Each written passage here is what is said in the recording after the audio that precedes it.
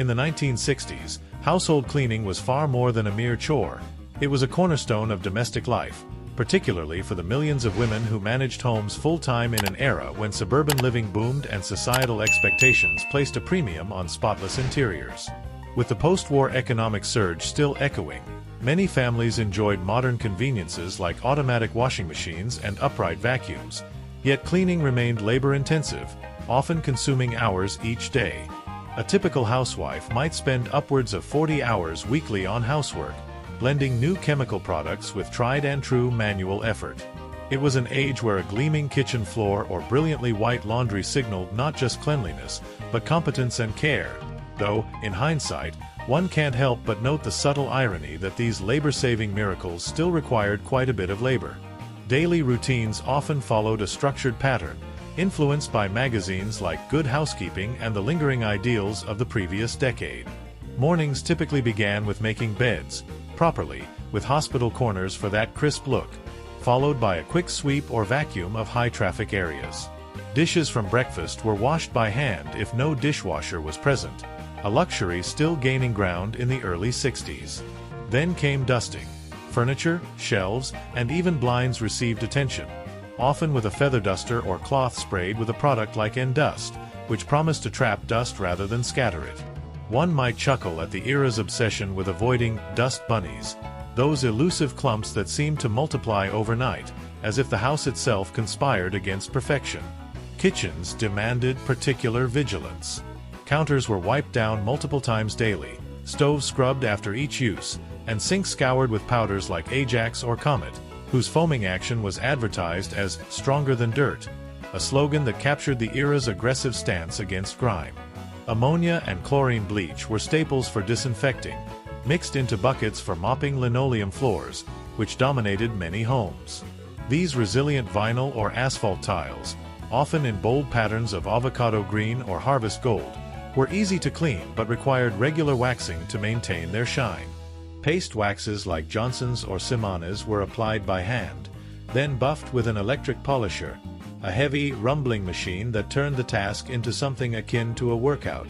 The result was a glossy, protective layer that repelled spills, though it yellowed over time and demanded periodic stripping, a messy job involving solvents that filled the air with potent fumes.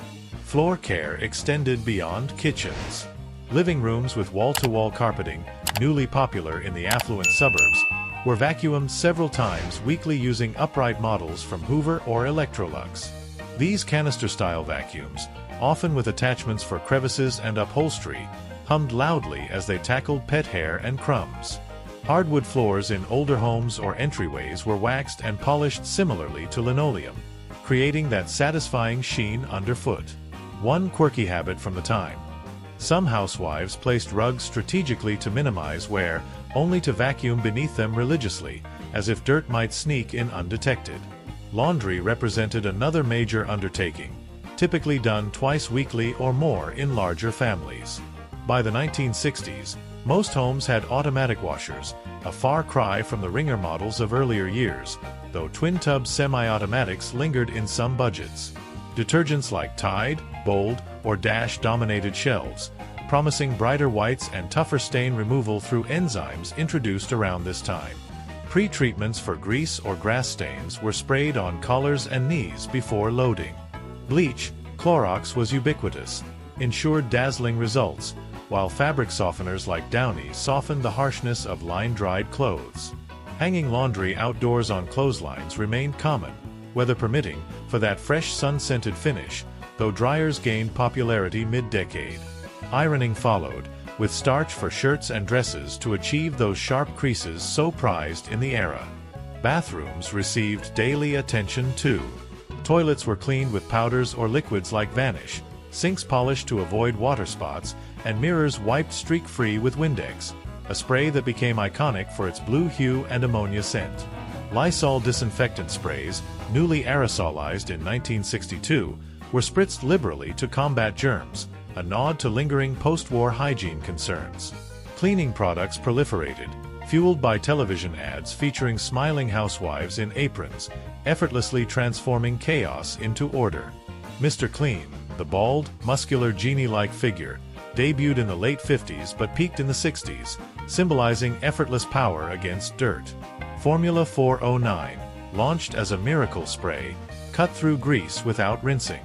Pine Sol brought that distinctive scent, while Lest Oil tackled heavy soils. These chemicals were potent, often harsh on hands and lungs, yet celebrated for efficiency. Natural alternatives like baking soda for scouring or vinegar for windows persisted among thrifty or cautious users, but branded items conveyed modernity. Cultural attitudes framed cleaning as a woman's domain, a mark of virtue and family pride. Advertisements reinforced this, portraying spotless homes as pathways to marital harmony and social approval. Yet, cracks appeared. Peg Bracken's 1960 book, The I Hate to Housekeep book, humorously admitted many women's disdain for endless chores, suggesting shortcuts like avoiding unnecessary rugs. The feminist stirrings of the late 60s began questioning why housework fell disproportionately to women, though change was gradual. Tools evolved alongside products. Vacuums became lighter and more powerful. Hoover's models featured disposable bags for hygiene. Electric polishers eased floor buffing, though they were cumbersome. Mops shifted from cotton strings to sponge varieties. Dishwashers, though not universal until later, freed some from hand-washing stacks of plates. Weekly deep cleans targeted specific rooms. Mondays for laundry, Fridays for refrigerators, defrosting the freezer if needed. Spring cleaning was a ritual, involving washing walls, curtains, and windows, often with helpers or hired help in wealthier homes, though domestic servants declined sharply. Children often pitched in, learning responsibility through tasks like emptying ashtrays, smoking was rampant, or dusting baseboards. Pets added fur to the mix, necessitating frequent vacuuming. In retrospect, 1960s cleaning blended progress with persistence. Appliances and chemicals reduced drudgery compared to earlier eras, yet standards remained high, demanding vigilance.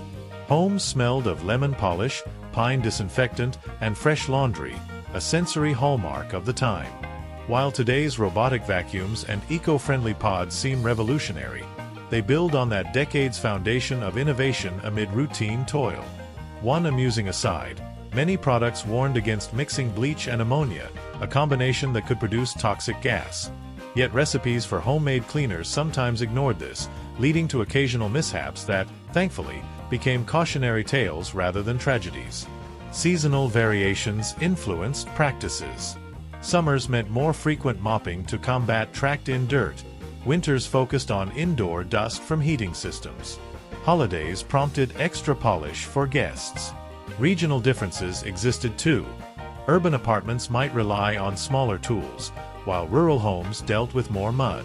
Ultimately, 1960s home cleaning reflected an optimistic era, faith in science to conquer mess, pride in domestic achievement, and a touch of exhaustion beneath the shine.